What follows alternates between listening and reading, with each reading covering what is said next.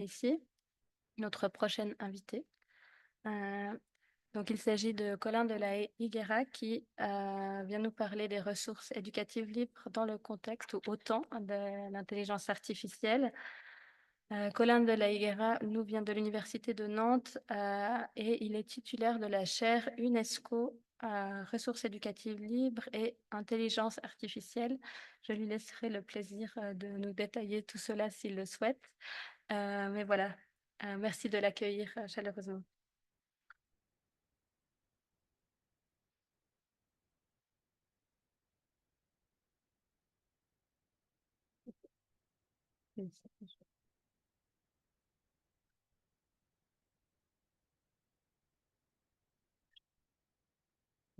Tu m'avais dit une heure.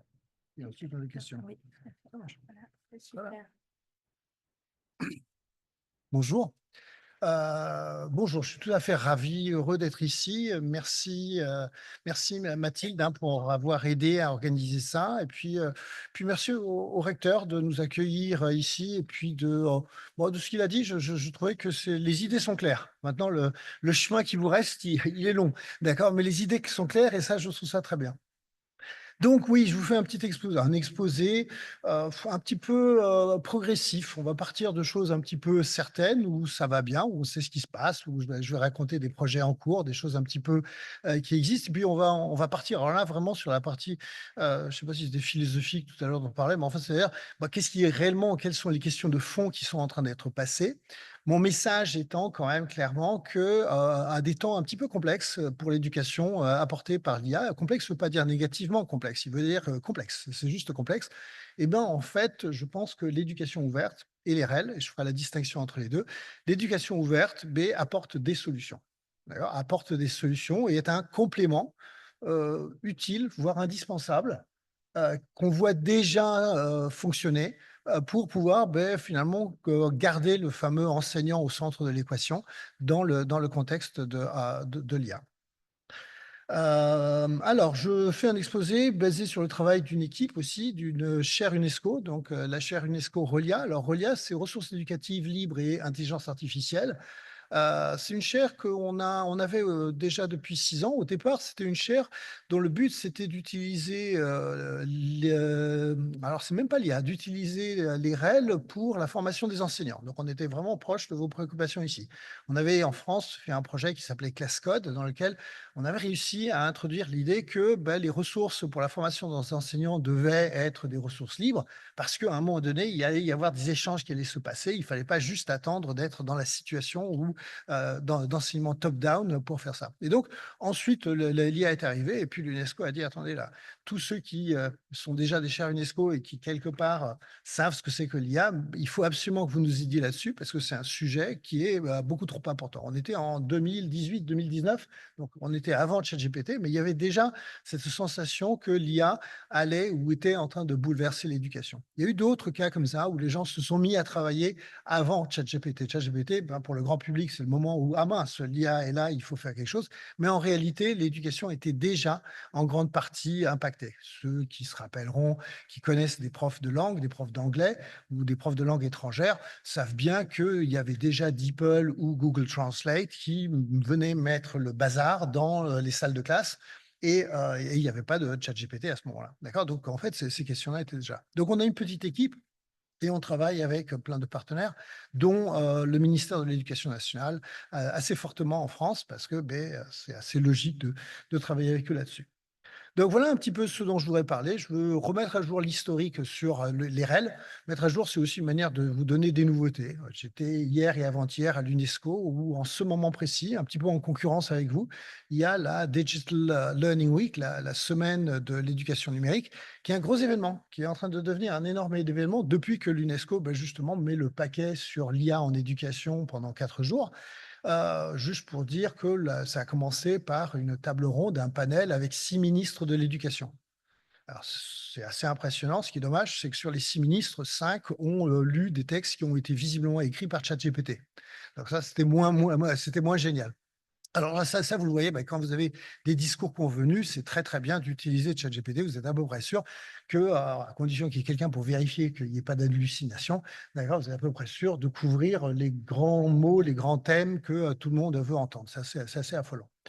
Bon, je veux parler de ça. Je veux quand même faire rapidement le lien entre ou la différence entre les REL et l'éducation ouverte, hein. Un de mes messages clés, c'est que les REL, on connaît et on met en avant. L'enjeu, à cause de l'IA en particulier, c'est un peu déplacé des REL qui sont ces objets qu'on partage à l'IA, à l'éducation ouverte, qui est la façon de les partager. D'accord? Que c'est autour des façons, puisque finalement, l'IA est immatérielle, puisque justement l'IA est capable de créer à la volée des ressources, mais en fait, l'enjeu, c'est un petit peu déplacé. Ça ne veut pas dire qu'il n'y a plus d'enjeu sur les REL, mais enfin, je vais essayer de vous convaincre qu'il faut monter d'un cran un petit peu. Pourquoi est-ce que les IA génératives ont-elles un tel grand impact sur l'éducation et en particulier, quel peut être l'impact sur l'éducation ouverte? Et là, les 3 derniers ou les 4 derniers sujets sont un peu plus prospectifs. Ce sont les sujets sur lesquels, je travaille. Je suis en train de me dire que c'est un peu les sujets pour, l'année à venir ou sur lesquels on a travaillé. Donc le lien entre IA et pensée critique, éducation ouverte et puis je dirais le monde politique, vous verrez pourquoi. Des objets qui sont intéressants dans la lignée des réels qui sont des manuels ouverts globaux, c'est-à-dire est-ce qu'on peut imaginer ce que c'est qu'un open textbook, un manuel ouvert à l'échelle de la planète? D'accord? Qu'est-ce que ça veut dire aujourd'hui? Est-ce qu'on peut sortir d'une logique top-down où finalement il est écrit en anglais et puis d'autres pays vont juste le reprendre et le traduire? Qu'est-ce qu'on peut faire d'autre? D'accord? Sachant que là, dans ce cas-là, l'IA devient un allié parce que c'est un formidable outil qui nous permet d'accélérer de façon asynchrone des échanges et donc de pouvoir travailler avec plein de gens partout. Je vais argumenter en faveur d'un truc que j'appelle l'éducation durable. Et là, je serai aidé par Barbara Class, ici présente, et puis qui ne sait pas qu'elle va parler. Non, tu vas pas parler. Je ne demande pas la parole. Si, enfin, aux questions. L'éducation, et puis enfin, je finirai sur ce que j'appelle l'étudiant augmenté. Donc, mon historique mis à jour, en fait, ça fait 20 ans, enfin 20 et quelques années. Au XXe siècle, il y avait des gens qui commençaient sur la base de l'open software à effectivement se demander si, en plus du logiciel, on pouvait partager du contenu. Donc, c'était déjà là. Mais c'est vers 2001 que le MIT organise sa première plateforme de partage de ses contenus, le Open Courseware. C'est en 2001 aussi que Creative Commons est lancé avec donc cette volonté de créer une licence qui serait un petit peu planétaire et qui permettrait à tout le monde de se passer du copyright tel qu'on le connaît. Un an plus tard, à 2002, se réunit, je crois que c'est à Paris, un forum sur le Open Courseware et qui est voulu par l'UNESCO. Et c'est là que pour la première fois apparaît le terme ressources éducatives libres. Tout ça, vous pouvez aussi vérifier sur Wikipédia. 2012, le premier congrès de l'UNESCO à Paris.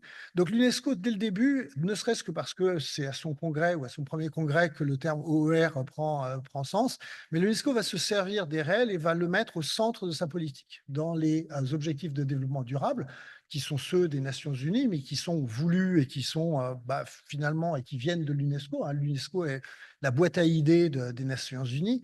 Et donc, quelque part, le SDG 4, le DD 4, celui sur une éducation pour tous, les REL arrivent en première position parmi les outils qu'il faut encourager.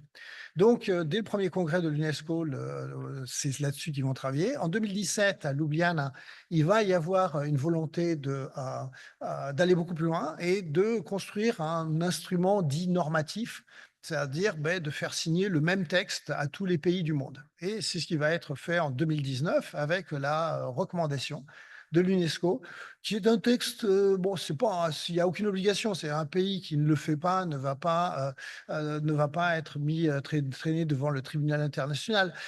Par contre, régulièrement, l'UNESCO est assez méchant pour envoyer à tous les pays des questionnaires pour dire dites-nous, vous avez signé il y a quelque temps, d'accord? Dites-nous comment vous avez avancé sur cette question. Et donc là, il y a des vents de panique et ça circule entre les ministères et les universités. Qu'est-ce qu'on a fait? Qu'est-ce qu'on a fait? Donc il y a quand même, c'est vraiment utile au fait qu'il se passe quelque chose, ce genre de choses-là. Donc ça, c'était 2019. Alors, c'est beaucoup moins important, mais c'est pour expliquer pourquoi je suis là. On a organisé un congrès qui s'appelle Open Education Global à Nantes en 2022. Et je rajoute à ma suite de dates que ChatGPT est arrivé en 2022 aussi et bouscule effectivement depuis le monde de l'éducation ouverte. Alors depuis, est-ce qu'il se passe des choses? Ah oui, alors j'annonce la naissance de YouKnow. Alors, j'ai présenté ça à l'UNESCO, hier et en anglais, je pouvais me permettre de dire: You know, you know». Alors, en français, ça passe, vous connaissez du you know, ça passe pas du tout. D'ailleurs, c'est complètement raté, d'accord? Mais enfin bon. Mais, c'était voilà, le nom avait été choisi comme ça. Alors, YouKnow, c'est un réseau Unitwin. Donc l'UNESCO a des instruments là aussi qui sont donc les chaires. Il y a à peu près 1 millier de chaires dans le monde qui jouent un vrai rôle parce que les chaires vont passer outre la politique. Il m'arrive de rencontrer des chaires russes.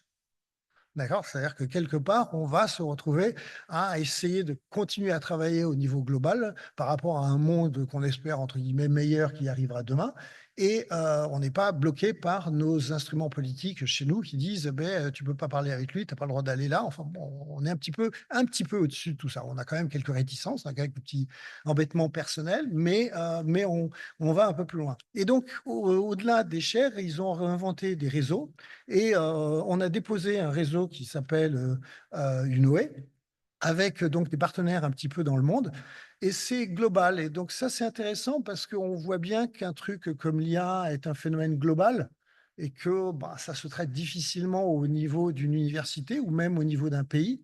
Dès que c'est au niveau d'un pays, en tout cas en France, on va tout de suite dire: «Ah oui, mais on peut pas le traiter à ce niveau-là, il faut absolument, qu'on régule, qu'on norme au niveau européen ou au niveau mondial» et même quand c'est au niveau européen, hier, la régulatrice pour l'Europe a dit: «Bah oui, mais en fait, ça ne sert pas à grand chose qu'on fasse quelque chose si le reste du monde ne suit pas».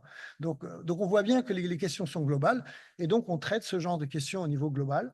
Ce qui est intéressant aussi, et ça peut aussi vous intéresser, c'est qu'un réseau de chaires, c'est quand même des réseaux d'universités qui toutes ont une activité de recherche par rapport à l'éducation ouverte, par rapport au REL. Donc ce sont des questions de recherche. Donc on peut tout à fait non seulement faire de l'action, c'est-à-dire créer des plateformes partagées, mais toutes les questions que le recteur a posées hier peuvent s'accompagner d'un volet recherche.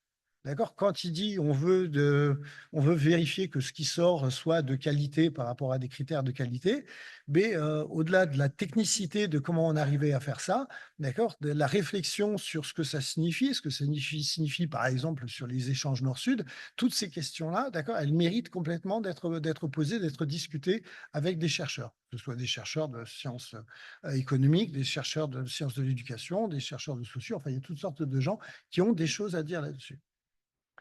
Voilà, alors voilà les logos des voilà, il faut toujours mettre des logos. Alors plus important, j'ai dit qu'il y avait 1-2, le congrès de l'UNESCO. Il va y en avoir un troisième qui va avoir lieu à Dubaï en novembre.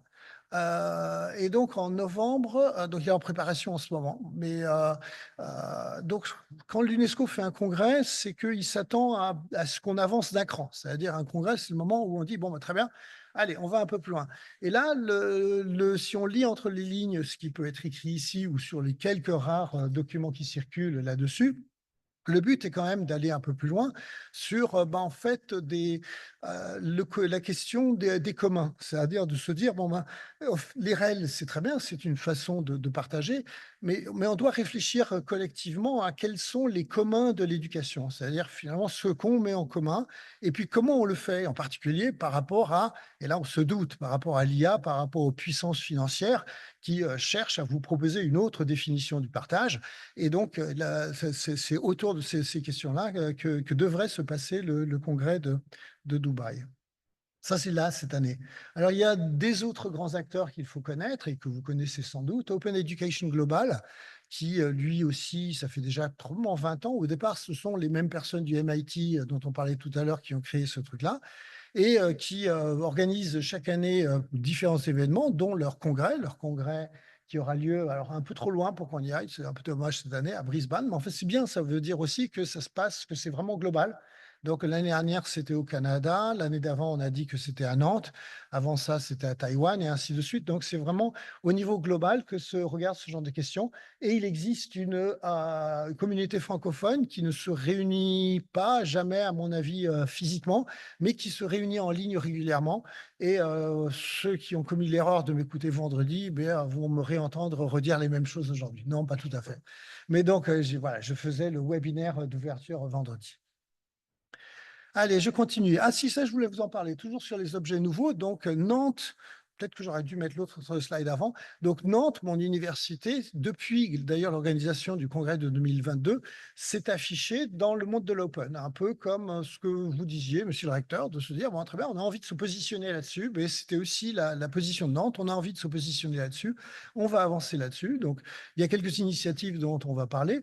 Et puis, B, au bout d'un moment, quand vous avez quelque chose à dire et que ce truc devient audible, eh ben, vous convainquez d'autres, vous arrivez à convaincre d'autres personnes. Donc là, dans ce cas-ci, en Europe, donc la communauté européenne, il existe ce qu'on appelle les universités européennes ou les alliances, qui sont des tentatives de mettre plusieurs universités ensemble avec un projet commun. Nantes fait partie d'un projet qui s'appelle eUniWell, donc l'université du bien-être, dans lequel il y a bien sûr un axe éducation et dans lequel ils ont imprudemment mis le mot éducation ouverte. Et bon, comme ceux qui croyons à ça sommes plutôt actifs et militants, on a très vite fait signer à tous les recteurs un texte, une déclaration pour dire qu'on privilégiait donc les REL et l'éducation ouverte. Ça, c'est bien parce que quand vous obtenez les signatures des recteurs sur des documents comme ça marque aussi, c'est important. Et puis, derrière, il a fallu faire quelque chose. Donc, on a inventé un blog. Donc, on a créé un nouveau blog qui a été lancé il y a quelques mois. On ne fait pas de pub parce que pour l'instant, on est en train de se casser la figure sur des problèmes purement techniques. Donc, quand j'ai proposé le blog, j'ai dit que je voulais qu'il soit multilingue. Donc, on m'a dit, c'était en plus des Allemands, on m'a dit non, non, pas du tout, il faut que ce soit en anglais. D'ailleurs, vous comprenez, l'anglais, c'est quand même la langue que tout le monde parle. Je m'en fiche. En plus, je suis britannique, donc j'ai beaucoup plus de facilité à taper sur les Anglais, sachant que je suis britannique. Quand on l'est pas, d'accord, c'est plus difficile. Voilà, donc je voulais tenter autre chose. Je pense que l'ouverture, c'est aussi permettre que les courroies de transmission fonctionnent bien. Et en particulier, je veux pas que des auteurs soient bloqués parce que leur anglais ne leur permet pas d'exprimer correctement la pensée, ce qu'ils ont envie de faire. Donc, on a lancé ce blog, ce blog euh, multilingue contre les avis jusqu'à ce qu'on les lancé, que les gens aient regardé et puis se sont déclarés tous depuis toujours, je suis multilingue. Bien sûr, le multilinguisme est une valeur importante. C'est amusant, c'est toujours le fait de faire des choses qui permet de convaincre les gens que ça marche. Alors juste pour, donc je peux pas trop vous le montrer, mais la première, enfin si je pourrais, mais je risque de perdre du temps. Sinon vous allez dessus. Donc, la première page vous montre effectivement une série, comme dans n'importe quel blog, une série d'articles. Et chaque article est dans la langue dans laquelle il a été écrit. Alors, assez logiquement, vous ne parlez peut-être pas tous le magyar ou le suédois, donc ça pose quelques problèmes. Vous avez la possibilité, en fait, bien sûr, de récupérer ça, si possible, quand ça existe dans votre langue, ou si vous préférez en anglais, ou dans votre langue et en français par défaut, ou en français et en anglais par défaut. Enfin, il y a toutes ces variantes-là, parce que finalement, on ne sait pas très bien ce que ça veut dire le multilinguisme, mais ça veut dire quelque part donner la possibilité de lire directement et surtout d'écrire dans sa langue. Voilà, donc c'est un projet très expérimental, mais qui me plaît parce qu'on va dans le sens de, à mon avis aussi, de l'éducation ouverte. Demain, se dire que le but, c'est d'écrire nos cours en anglais pour mieux les partager, je pense que c'est une erreur. Il faut qu'on écrive les cours dans la langue qui est la nôtre. On commence à avoir, et là, l'IA est très bien, on commence à avoir des outils d'IA qui sont absolument superbes, qui vont permettre à quelqu'un de rapatrier ce cours dans sa langue s'il le veut. Et là, on explore, et je vous en parlerai aussi dans le Global Open Textbooks, d'autres façons de partager dans lesquelles on continue à avoir la personne qui écrit dans sa langue et néanmoins ensuite des communautés qui peuvent reprendre le contenu dans une autre langue et surtout dans une autre culture. On reviendra là-dessus. Alors, en Nantes Université, il faut quand même que je parle de mon université un tout petit peu. On en est à créer une fabrique d'RL, mais on n'est pas du tout dans la même catégorie, la même division que le splendide exposé que vous allez avoir cet après-midi, là, où les Québécois ont vraiment fait fort là-dessus. On crée et on lance un espace de partage de RL. Et surtout, il y a un discours politique qui est de plus en plus accompagné et qui marque des points. D'accord. Là aussi, c'est un discours qui permet effectivement de tenir un discours lucide dans les appels à projets, dans les appels à demande de financement. Alors, vous arrivez à avoir une cohérence globale de ce que vous écrivez et je trouve ça très bien. Et donc, ça a même permis à Nantes Université d'être classée numéro un dans le classement, enfin un classement, le classement THE Impact. C'est le classement du Times Higher Education sur l'impact, sur les différents SDG. Donc, on est numéro un pour la France. Bien. Alors bien, oui, non, bien. Aussi, mais d'autres choses, hein, prise de conscience des institutionnels, des mots qui montent dans la société française, qui montent dans les ministères. Donc, vraiment, on sent des choses qui arrivent petit à petit. Je le disais, des sujets de recherche qui s'identifient, qu'on arrive à identifier. On avait organisé en décembre dernier un colloque à Nantes pour justement essayer d'identifier où sont les sujets de recherche autour des REL. Parce que ça pouvait ne pas sembler évident, d'accord? Et donc, voir qu'il y a déjà des doctorats dans différents pays qui travaillent là-dessus. Il y a déjà des regroupements de doctorants qui travaillent sur ces questions. Donc, il y a des écosystèmes de doctorants, il y a des écosystèmes de recherche sur ces questions-là. Donc, on peut aussi adhérer à ce genre de choses-là. Et donc, des universités qui mettent ça en avant. Ok, REL et éducation ouverte. Pour arriver à ça, il faut d'abord que je refasse mon petit tour sur les REL sans faire tous les définitions, parce qu'il y aura peut-être parce que vous les connaissez ou pas, mais peut-être aussi parce que sinon j'y passe tout le temps. Donc, c'est quoi les bonnes raisons? Et c'est un vrai sujet, d'accord? Les pourquoi est-ce qu'on ferait des REL? D'accord? Ce que vous avez eu hier et avant-hier, ben, quelque part, les raisons, on commence à mieux les comprendre. Pour savoir pourquoi est-ce qu'on ferait des REL, c'est pas si clair que ça. C'est pas si clair que ça. Et en particulier, vous rappelez, on a fait commencer l'histoire tout à l'heure au MIT aux États-Unis, qui ont un système totalement différent de nôtre. Ils ont un système dans lequel les jeunes vont à l'université, vont payer très cher leurs droits d'inscription et vont payer encore plus cher, peut-être pas, non, pas du tout encore plus cher, qui vont payer aussi très cher leurs bouquins. D'ailleurs, et le prof, il insiste, hein, le prof, il dit, non, non, je veux que si vous assistez à mon bouquin, pardon, lapsus, si vous assistez à mon cours, d'ailleurs, je veux que vous achetiez un bouquin. Si c'est le mien, c'est mieux parce que, mais non, il faut que vous achetiez un bouquin, le textbook du cours. Donc, il y a un vrai enjeu financier qui a justifié pendant très longtemps une des deux raisons pour lesquelles les Américains s'étaient mis à faire ça. La deuxième grande raison pour rapport à nos amis américains, c'était la visibilité internationale. C'est-à-dire qu'il y avait match, il y a match pour recruter, ou il y avait match pour recruter des étudiants étrangers, en particulier les étudiants étrangers qui payent et qui viennent de, alors je me souviens qu'il m'expliquait, c'était le Southeast Asia. Et donc, il fallait quelque part leur montrer ce qui se passait et envoyer leurs vedettes en première année, filmer les vedettes dans les amphis et puis mettre ces vidéos sur le web, ça a été un facteur pour faire venir les jeunes qui allaient payer chez eux. Je ne connais pas assez votre système. Je ne sais pas si vous êtes absolument en train d'aller chercher ce genre de choses-là. Je sais qu'en France, les deux enjeux n'existent pas de cette façon-là. Donc, il y a peut-être d'autres raisons et il faut réexplorer les raisons pour lesquelles on fait ça. Sinon, si on n'explore pas bien les raisons, on se contente d'expliquer, c'est vachement important. Et on a parfois du mal à embarquer, en on-board les gens pour qu'ils viennent faire des REL, pour qu'ils soient intéressés là-dessus. Ou alors, ils vont vous écouter par politesse. Si vous avez une esco sur votre label, on ne va pas vous taquiner trop longtemps. On ne va pas se dire, on va se fâcher, voilà, on va pas se fâcher là-dessus. Mais par contre, on n'en pense pas moins. On se dit, ouais, mais enfin, bon, ça, il est parti, mais je change rien parce que finalement, il ne m'a pas convaincu. Donc, quelles sont les grandes raisons, que ce soit des questions qu'on va trouver chez nous ou ailleurs, des vrais problèmes des besoins de reconnaissance, à la fois des institutions et des enseignants, des questions de relations nord-sud, et ça, je le vois dans le réseau, il y a un vrai enjeu où l'IA y est aussi pour beaucoup en ce moment, le Sud n'a pas du tout envie de se faire imposer des cours qui arrivent du Nord. Ouais, il faut trouver une autre façon de faire parce que bon, eux ont cette impression que ça s'est toujours passé, mais que ça va continuer et ça va s'accélérer encore plus avec l'IA. L'accès à la connaissance pour tous et le coût des livres, c'est un enjeu, même si finalement ce n'est pas le citoyen ou l'élève qui paye, il y a bien quelqu'un qui paye et c'est beaucoup de millions d'euros qui vont disparaître, ou de francs suisses, qui vont disparaître des poches des contribuables pour finalement acheter des livres de texte. Et puis, bon, il y a des enjeux de sécurité. Tout à l'heure, là aussi, vous parliez il fallait pouvoir rassurer la personne qui prendrait une REL et qui saurait que c'est une REL de qualité, qui saurait que le cours est de qualité, qui saurait qu'il n'est pas en train de lire des choses fausses ou des choses didactiquement incorrectes qui ne partiraient pas dans le bon sens. Donc, comment est-ce qu'on fait ça? Et puis là, j'ai un dernier point sur lequel je reviendrai, j'espère, le besoin de rendre les étudiants et élèves propriétaires, entre beaucoup de guillemets, de leurs connaissances tout au long de la vie. Alors, il y a d'autres enjeux. Hein. Pour l'UNESCO, je l'ai dit, les REL sont déjà vus comme au centre de l'ODD 4. Au niveau mondial, on calcule les chiffres d'hier, il manque 44 millions d'enseignants.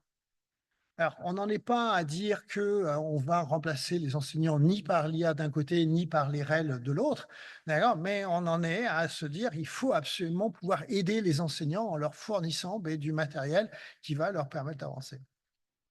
Pour l'OCDE, c'est un autre enjeu majeur qui se joue. Alors, l'analyse de l'OCDE pour expliquer les REL est tout à fait pertinente aussi. C'est d'essayer de faire en sorte que l'enseignant se retrouve doté de la capacité de créer.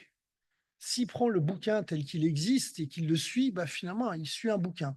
S'il est sur une REL, l'idée, c'est qu'il a à tout moment la capacité, le droit, et même qu'il doit être encouragé à le faire. C'est-à-dire, et c'est là où on va parler d'éducation ouverte pour dire, non, non, c'est pas juste un droit, c'est exerce-le, ce droit, d'accord, la capacité de changer ce bouquin, de faire les modifications dont il a besoin, dont il a envie, ou dont elle a envie pour permettre de faire. Et donc, le fait de remettre l'enseignant dans la capacité de recréer ou la capacité de réinventer, de se réapproprier sans être juste en train de suivre un script soigneusement conçu, fait partie des raisons pour lesquelles l'OCDE a mis ça en avant.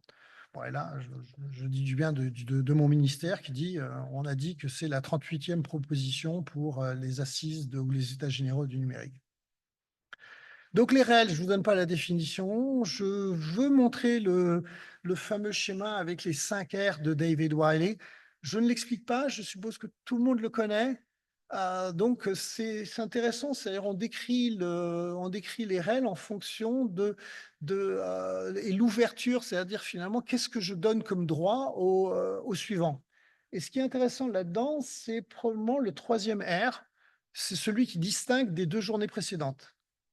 Le 3e R, c'est le droit de révision. C'est le droit de dire, ben voilà, tu peux prendre mon cours, tu peux prendre ce jeu de slides qui a une licence CC BY, et en fait, tu n'es pas d'accord avec 3 des slides, tu peux les changer.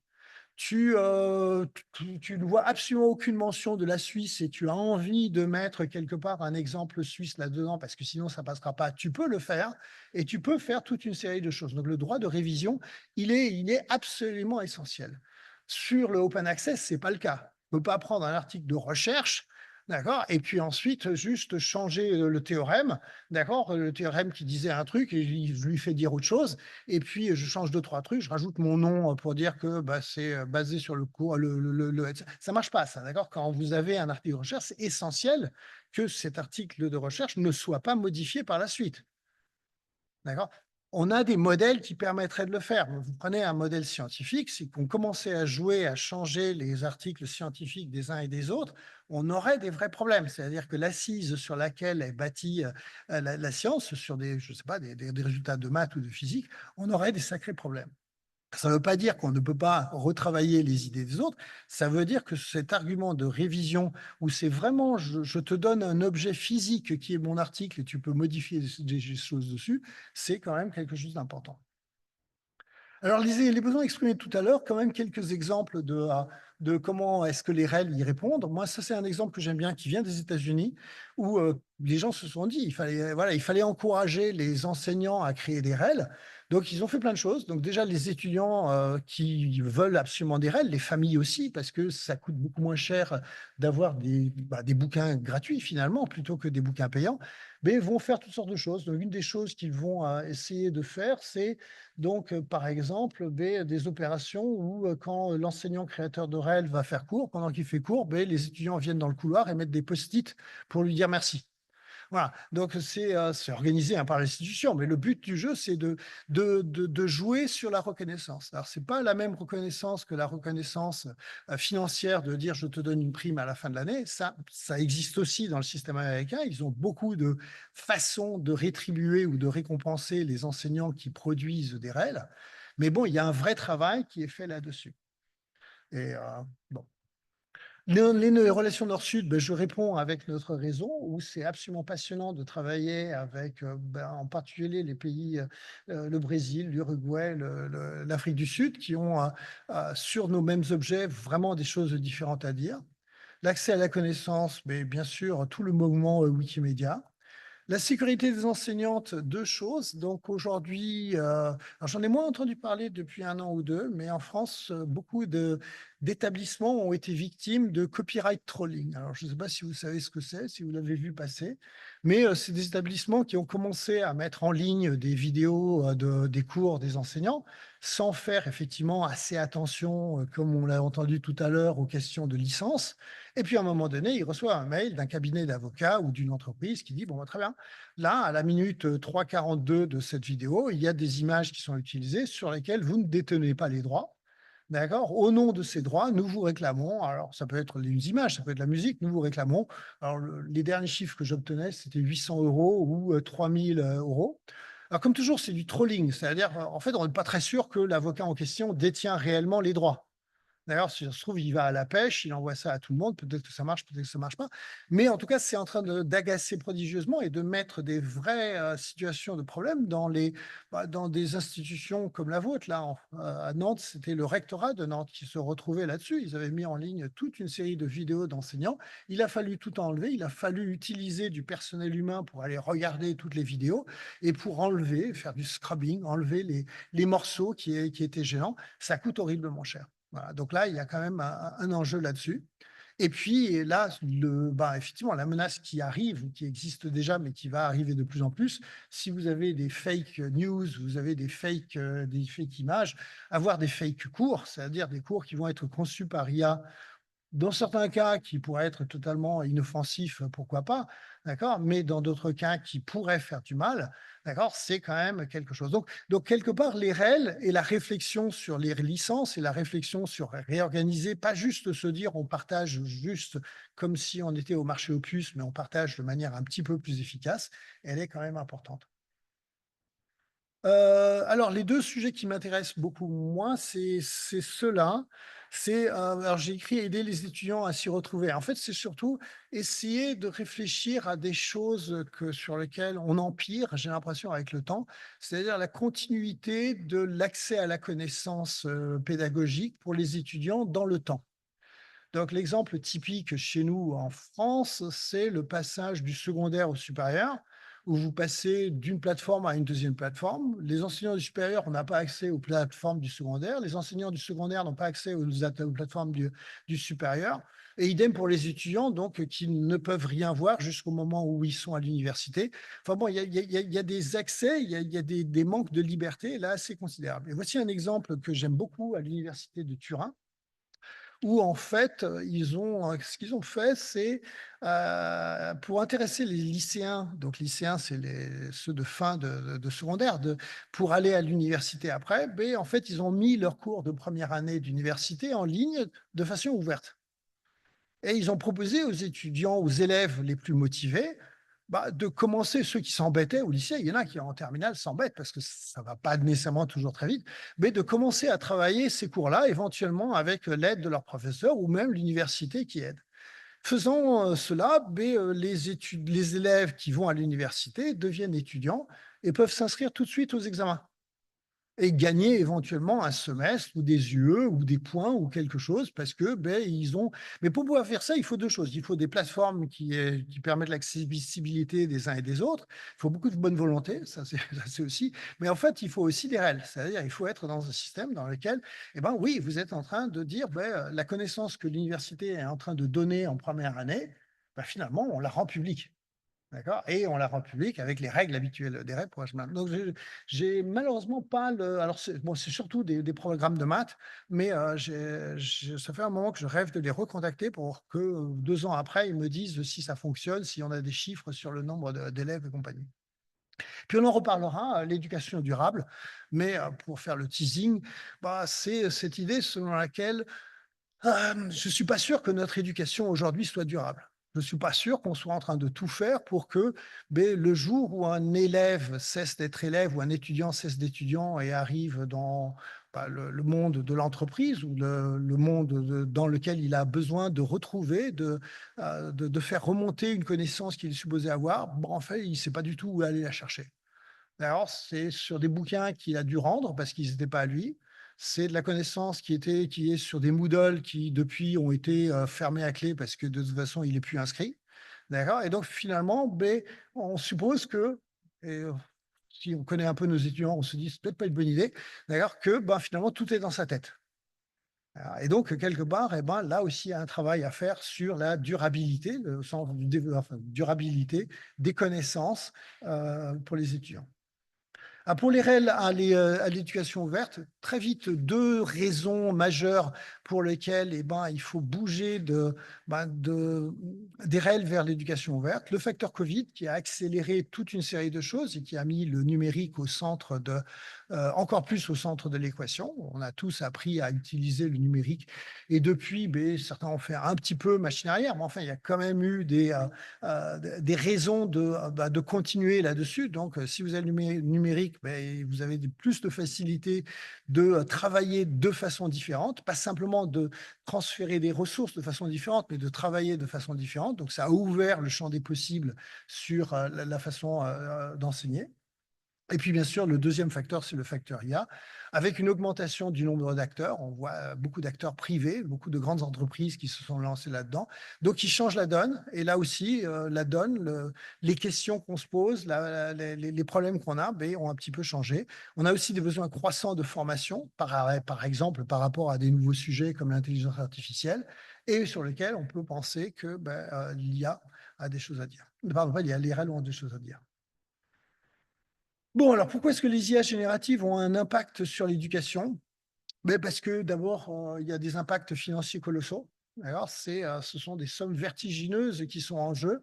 Là, je mettais un classement, peut-être pas tout à fait le dernier, de Forbes, et on voit que les gens les plus riches de la planète ont tous les mains dans l'IA. Peut-être pas Bernard Arnault, ou Bernard Arnault dit que ça l'intéresse, mais enfin bon, les gens qui sont riches ont de l'argent dans l'IA, et puis l'éducation est devenue un vrai sujet. C'est devenu un sujet indirect et direct. Direct parce que c'est un marché, et puis indirect parce que quand il a fallu commencer à montrer que les IA génératives fonctionnaient, rien de mieux que les sujets d'examen. D'accord. Alors, c'était pas vrai pour le premier ChatGPT. Quand ChatGPT est sorti, non, il s'est affiché, on a tous été impressionnés. Mais quand le GPT-4 est arrivé et qu'il fallait démontrer que GPT-4 était meilleur que GPT-3, en fait, on a vu des tableaux sortir pour dire, là où GPT-3 aurait eu telle note, GPT-4 avait telle note. Donc, en fait, voilà, on est devenu le benchmark de l'IA. D'accord. Mais quelque part, le fait qu'on ait effectivement des façons de c'est pas normer l'intelligence, nous-mêmes, on ne le pense pas, mais quelque part, ça permet de faire passer ce message-là. Le fait qu'il y ait des façons de mesurer la progression de niveau et de capacité fait que les IA vont continuer à déployer des efforts maximaux sur les questions éducatives. De la pub pour l'UNESCO qui fait différents rapports. Donc ça, c'est le guide pour l'IA générative dans l'éducation et la recherche qui est sorti l'année dernière. Il y a deux nouveaux guides qui sont sortis hier ou avant-hier, mais qui ne sont pas encore tout à fait en ligne à l'UNESCO. Le premier, c'est le guide donc c'est le framework, c'est le référentiel de compétences pour les élèves par rapport à l'IA et le référentiel de compétences pour les enseignants par rapport à l'IA. Alors, hier, les exposés ont eu lieu et ils ont dit qu'il y avait un bug et donc pour l'instant, les guides n'étaient pas téléchargeables hier. Alors, j'ai fait partie des experts qui ont écrit le deuxième guide, le référentiel de compétences sur les enseignants. C'est un gros travail sur lequel la communauté internationale se bagarre depuis un an. C'est dans les deux cas, qu'est-ce qu'un élève devrait savoir par rapport à ça? Et puis, dans le deuxième cas, pour les enseignants, qu'est-ce qu'un enseignant, pas qu'un enseignant d'IA, mais un enseignant tout court, doit savoir, doit comprendre vers quoi est-ce qu'il doit aller pour pouvoir effectivement se bouger dans le contexte de l'IA. Ouais, ça c'est juste un transparent que je mets anecdotiquement, puisqu'il date d'avant ChatGPT, pour dire qu'on s'intéressait déjà à ce moment-là, en train de dire, regardez, sur la langue, il y a des vrais grands enjeux. On voyait déjà GPT-3 apparaître. Donc, il y a des vrais grands enjeux sur l'IA, et la langue est bien sûr au centre de tout ça. Bon, j'en fais pas plus. Alors, trois petits exemples quand même pour montrer que ces questions d'IA sont loin d'être anecdotiques, mais là, je pense que tout le monde le sait. Chez nous, à Nantes, on a demandé à une étudiante, Selma El Barbati, de faire une petite étude des usages. Et là, il commence à y avoir d'autres études sur les usages des étudiants et c'est passionnant. D'ailleurs, c'est passionnant parce que c'est pas du tout je m'en sers pour tricher. D'ailleurs, c'est je m'en sers pour faire plein de choses.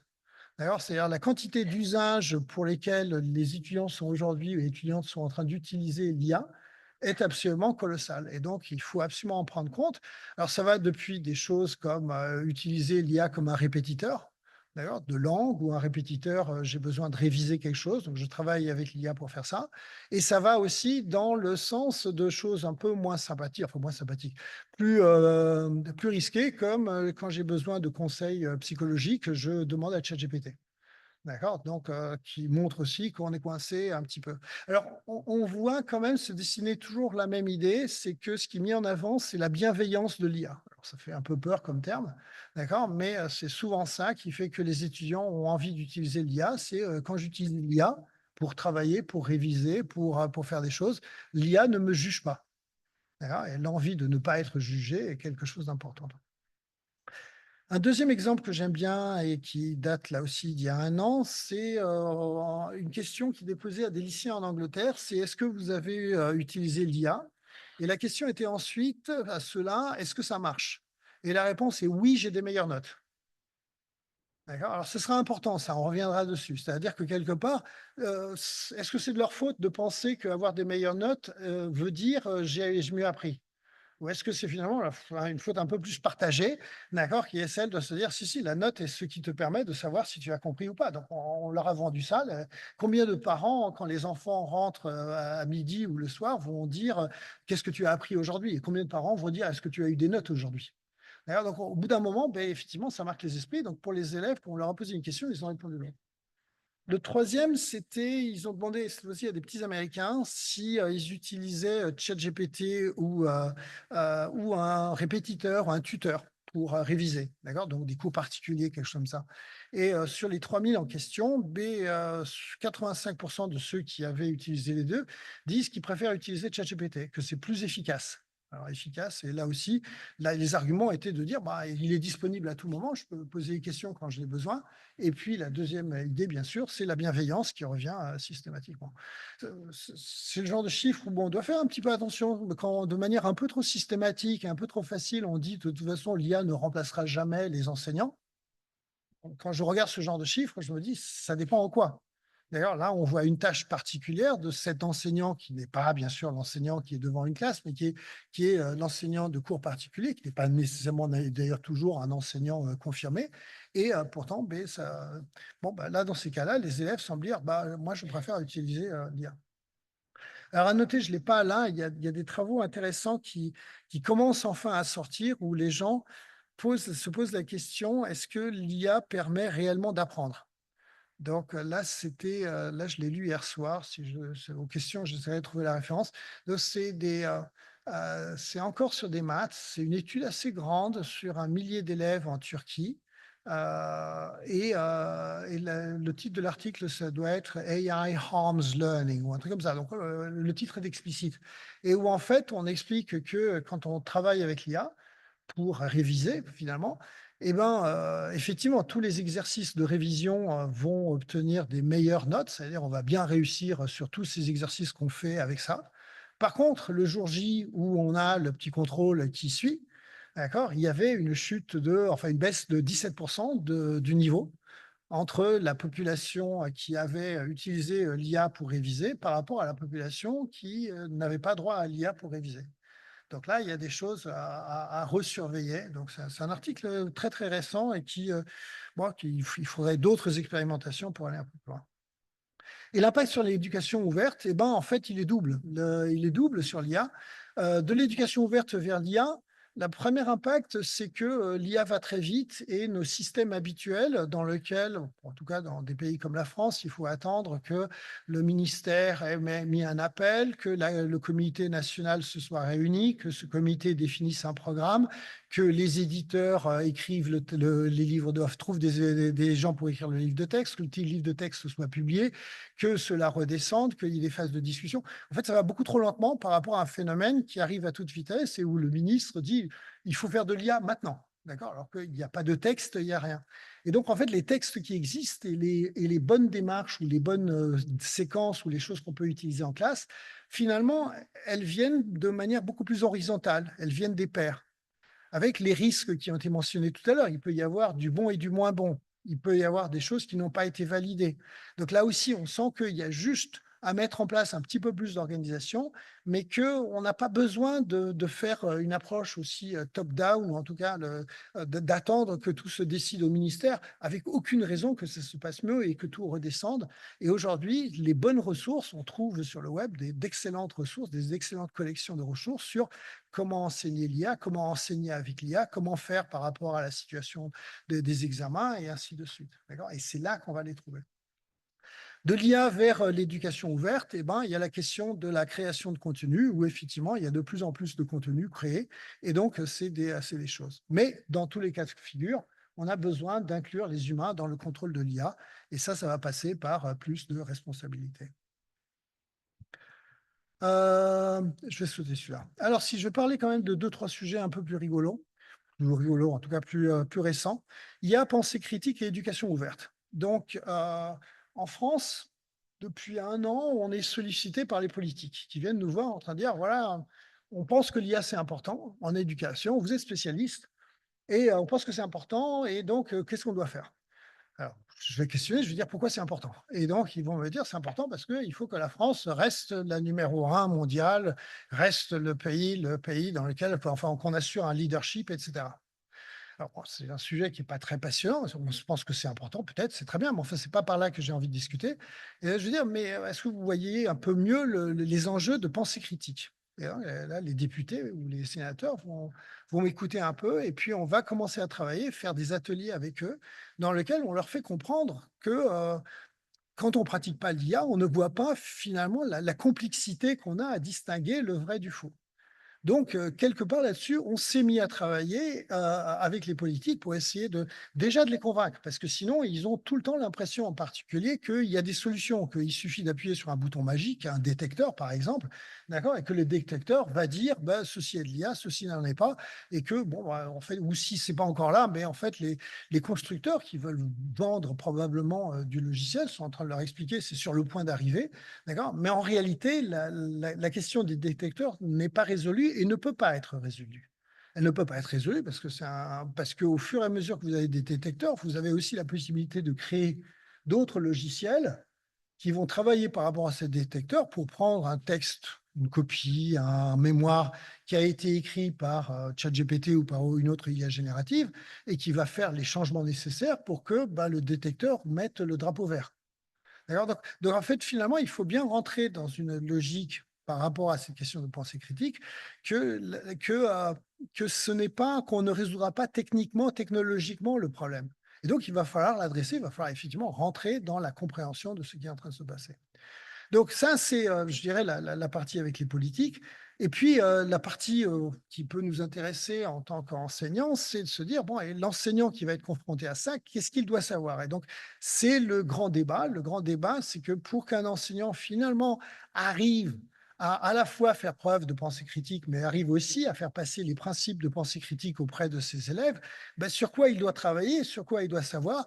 Est-ce qu'il doit comprendre ce que c'est que de l'IA, y compris en faisant de la pensée algorithmique et en faisant du code?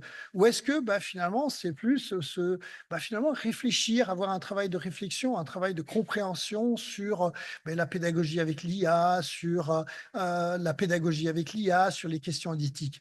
Et donc là, il y a 2 forces qui s'affrontent et qui, par exemple, pendant 2 jours à l'UNESCO se sont affrontées avec certains ministres qui présentent des programmes, des ambitions très, très, très technophiles dans lesquels on va dire enseignants et élèves vont découvrir l'IA en faisant de l'IA, et puis ensuite vont passer à essayer de réfléchir à quel impact ça a, et puis d'autres qui vont avoir une vision moins technophile en train de dire non, non, seuls certains vont aller faire de l'IA, c'est-à-dire ceux qui vont devenir spécialistes de l'IA.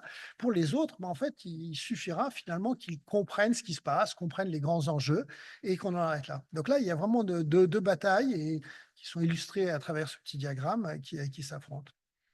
Donc voici un peu, sans tout donner, le fameux référentiel de compétences dont je parlais tout à l'heure, et qui finalement montre qu'on essaye un petit peu d'équilibrer là-dessus, c'est-à-dire de se dire que il faut comprendre l'IA à partir de human mindset, donc de l'état d'esprit humain, que il y a un chapitre énorme sur tous les enjeux d'éthique de l'IA.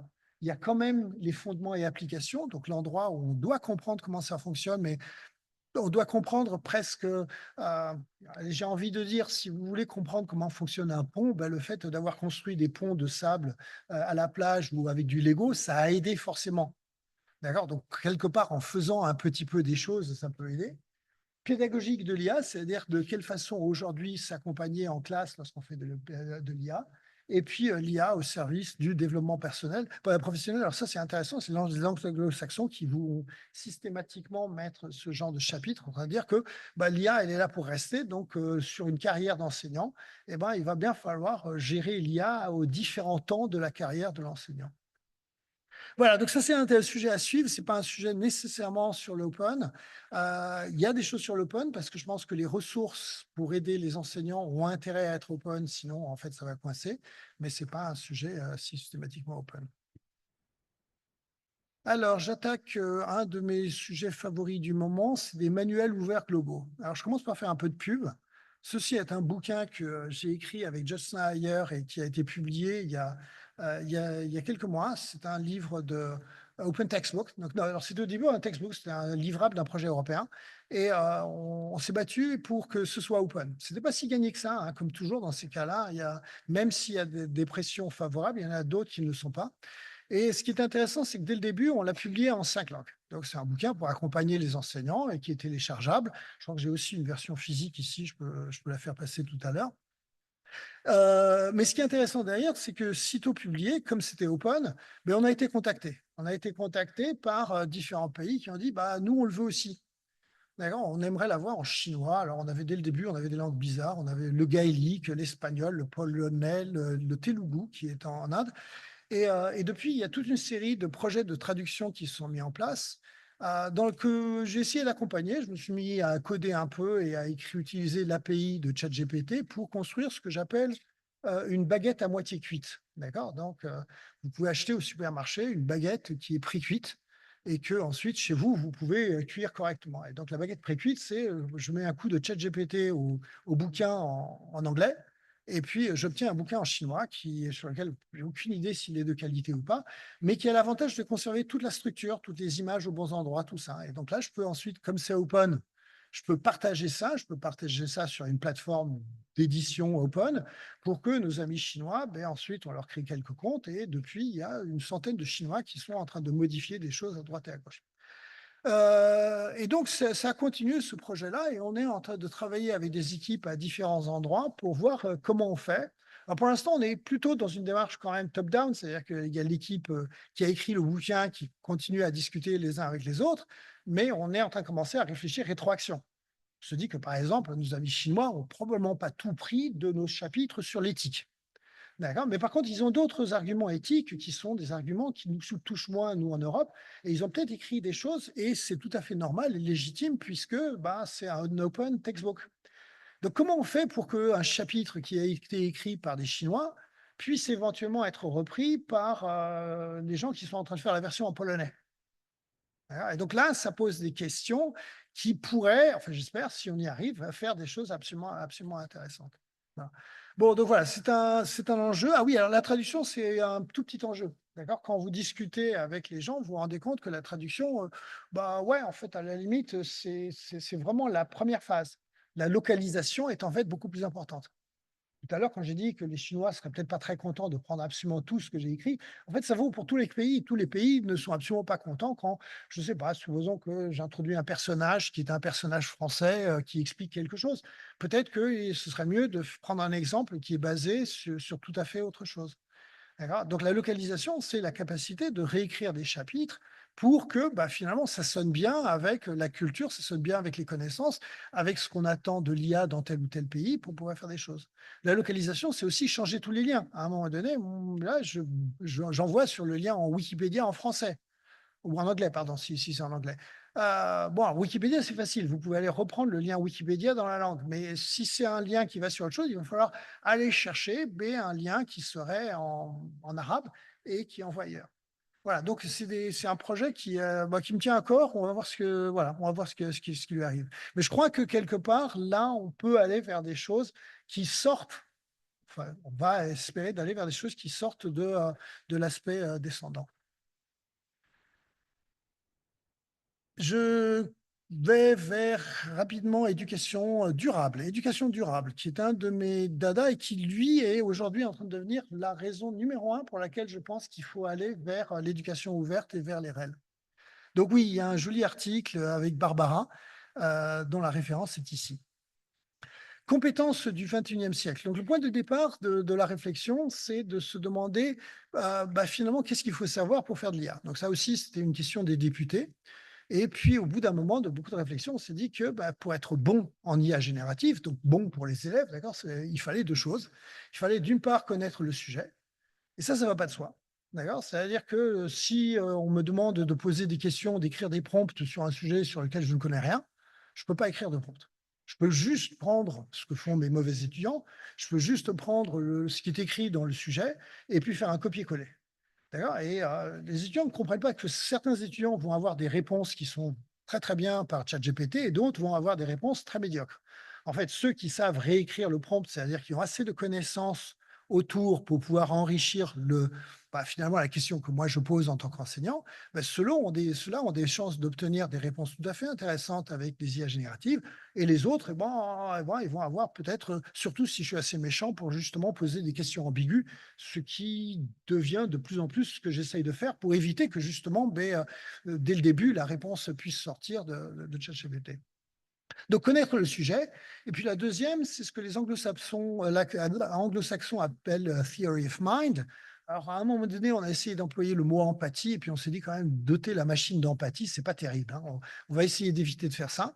Donc, mais theory of mind, c'est quand même de se mettre à la place, d'essayer de reconstruire, finalement, si je sais comment fonctionne ChatGPT ou une IA, d'accord, mais j'ai quand même de meilleures chances de poser des questions qui vont effectivement me donner des meilleures réponses. Si j'ai aucun modèle en tête de ce qui est en train de se passer dans la machine, d'ailleurs, c'est beaucoup plus difficile d'obtenir les bonnes questions. De la même manière que si vous rencontrez quelqu'un dans la rue et vous lui demandez comment faire pour arriver à la gare de Lausanne, si vous avez déjà en tête que c'est une personne jeune, pas jeune, si vous êtes capable de vous construire un modèle mental de ce que la personne sait, vous allez pouvoir calibrer votre question en fonction de ce que vous attendez. Bon, se rappeler que la conversation avec une IA générative, ce n'est pas vraiment une conversation. Dans une conversation, les deux parties vont bouger. Dans une conversation avec une IA générative, même si ça a l'apparence d'une conversation, à aucun moment donné, vous êtes en train de convaincre l'IA générative que vous avez raison. Voilà. Alors, suivant ça, qu'est-ce qu'on a constaté? On constate que qu'on a besoin, pour pouvoir faire ça, du premier point, hein, on a besoin quand même de se rappeler d'avoir des connaissances. Donc, et ça, c'est essentiel. Ça, c'est un discours qu'il faut absolument aussi tenir avec les élèves. C'est-à-dire que de se dire, oui, ChatGPT va t'aider à trouver des choses, mais si tu ne sais pas poser des questions, tu vas être coincé.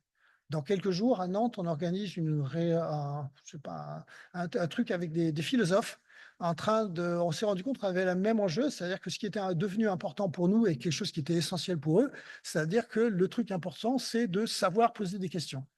Voilà. Le truc important, c'est de savoir poser des questions. Okay, donc, ce n'était pas là, nous, dans l'éducation, j'avais l'impression que jusqu'à maintenant, on essayait de former des élèves qui savaient apporter des réponses. Or, quelque part, on est en train d'avancer vers quelque chose sur lequel les philosophes se disent, c'est ce qu'on fait depuis toujours, donc tant mieux. Ok, donc, quelles étaient les difficultés qu'on avait? Les difficultés, c'était motiver, avec ça, on voit la difficulté à motiver l'apprentissage de matières qui peut être ressentie comme inutile. C'est le cas des langues vivantes en ce moment. Les enseignants, les collègues ont vraiment des difficultés là-dessus, mais d'autres vont les avoir. Difficultés pour motiver des connaissances pour lesquelles les élèves ont ou vont avoir le réflexe de se dire ça ne me sert à rien, parce que de toute façon, le jour où j'ai besoin, je vais pouvoir le trouver en posant la question. Donc là, il va y avoir des travaux là-dessus. Et puis, difficulté à faire travailler les élèves hors de la classe sans utiliser l'IA, ça fait partie de notre difficulté. Alors, quels sont les embryons de réponse? C'est qu'il faut savoir poser des questions, que les fondamentaux, ce qu'on appelle les fondamentaux, restent nécessaires. C'est-à-dire c'est autour d'eux qu'on va pouvoir poser des questions. Je ne vais pas parler de l'exemple de la calculatrice et je vais aller par contre, vers une éducation durable. Alors, qu'est-ce que ça veut dire, éducation durable? Mais si je demande à ChatGPT qu'est-ce que c'est que l'éducation durable, ChatGPT me répond c'est ce qu'on appelle l'éducation au développement durable. Je dis non, c'est pas du tout ça ce que je voulais dire. Et si je demande à Google, Google me dit la même chose. Donc en fait, l'éducation durable en tant que telle, c'est un concept qui n'existe pas. Mais si on l'oppose à une éducation éphémère, donc ce serait une éducation qui permettra plus tard de répondre aux questions que je posais il y a 2 secondes. C'est-à-dire, si on doit pouvoir poser des questions, c'est-à-dire qu'on a des connaissances qu'on peut mobiliser, d'accord? Pour pouvoir mobiliser ces connaissances, eh ben, il va falloir que ces connaissances, on puisse les retrouver quand on en a besoin. Voilà. Et donc, être durable, c'est des choses sur lesquelles ces connaissances, on va continuer à les avoir, pas simplement dans la tête, aussi dans des stratégies pour retrouver des connaissances qu'on avait avant. Et donc, le constat, c'est que notre éducation n'est pas si durable que ça, ou elle n'est plus aussi durable que ça.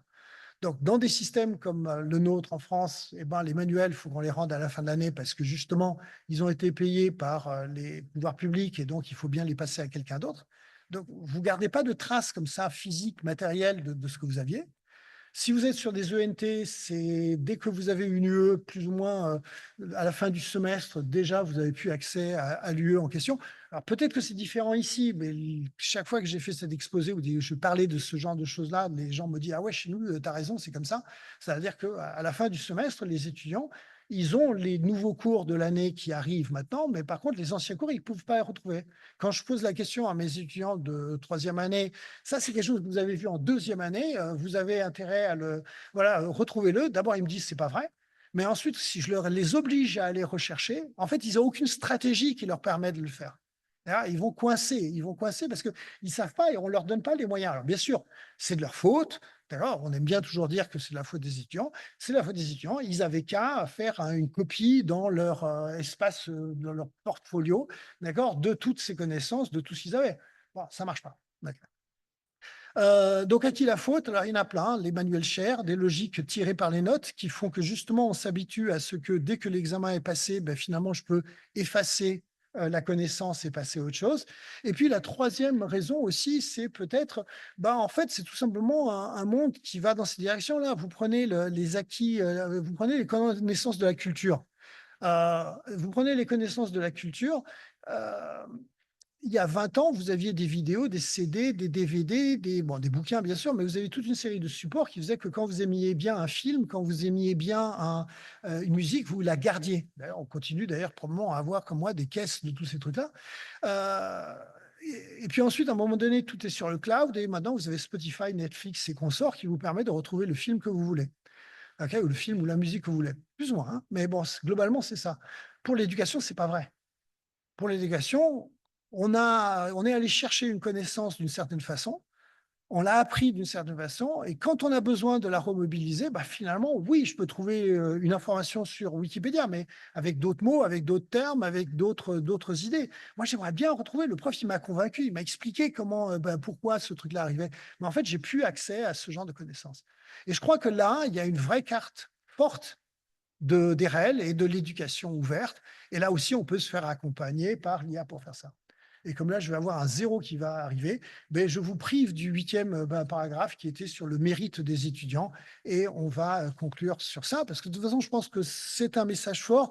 C'est un message aussi de conclusion pour dire que il faut travailler, y compris sur les fondamentaux pour nous, sur les RELS, qui sont comment est-ce que je convainc, d'accord, et comment je convainc les étudiants, parce que j'espère bien les avoir à travers ces arguments-là, qu'en en gros, ils sont en train de se faire avoir, d'accord, sur l'éducation, sur une éducation contrôlée par des ressources qui ne sont pas à eux, dont ils sont finalement privés, et que le but des réels, c'est leur redonner finalement la possession, je l'ai mis comme ça, de leurs ressources pour pouvoir à tout moment aller chercher des connaissances sur lesquelles ils ont quand même fait un travail à un moment ou à un autre.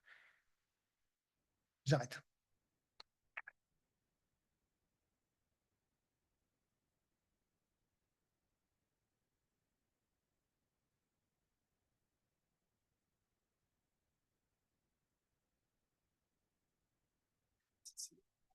Oui. On va ouvrir les questions. Donc, j'aurai 2 micros à faire passer et je me réjouis de vous entendre questionner notre intervenant. Merci, Colin.